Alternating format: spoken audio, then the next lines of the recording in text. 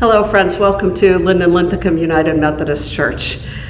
I've been thinking a lot lately, as perhaps you have, about the rise of hateful incidents that are happening, about anti-Semitic things, about anti-Arab things, about people just feeling emboldened in their hate and judgment for people who are different from them.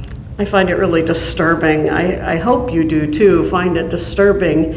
And then I would ask, what do you do with that? And sometimes we feel a little bit helpless.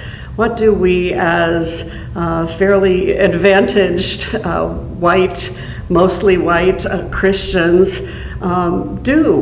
What do we do? How do we respond when things like that happen? Well, there are a lot of answers to that question. One of them, of course, is to build relationships. I am thankful that we're about to have an iftar dinner with the Turkish community. It's not the Palestinian community, but there are some similarities. There are some uniting factors in those communities, and we can learn and experience what some of those issues are for them, because the anti-Arab hate goes to them as well. We are working together with Beth Shalom congregation in order to serve our unhoused neighbors starting in just a few days. And that's a way that we can build some relationships and learn from that community as well. The Gospel of John often gets a bad rap for being anti-Semitic, that there are a lot of really judgmental things that are reported from Jesus's mouth in the Gospel of John, where he's often talking about the Jews in a disparaging way.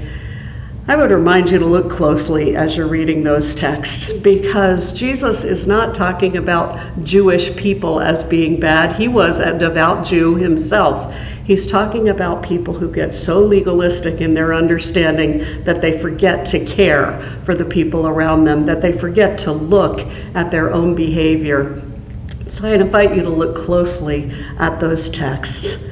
And then in our context right now, please remember that Jews and the government of Israel are not the same, that Palestinians and Hamas are not the same.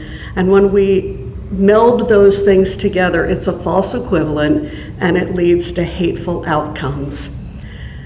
So I'm reminded, it is Lent after all. I keep going back to what Jesus said the last night he gathered with his disciples, the people that he taught the most, so that they could go out and teach after he was gone. They didn't know why he was teaching them so much, but he knew, so that they could go out and teach after he was gone. And he was gathered with them, and the message that was so important on that very last night at a Seder meal, a Jewish observance, he washed their feet, he showed them how to care for people, how to be humble, and then he said, a new commandment. Not a new suggestion, not a new idea, a new commandment I give to you, that you love one another, just as I have loved you, so you also should love one another. By this everyone will know that you are my disciples.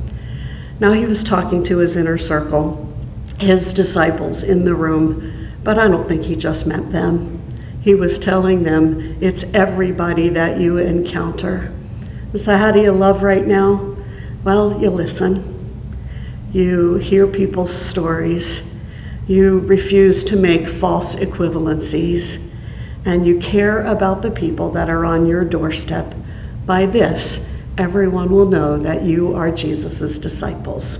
Amen.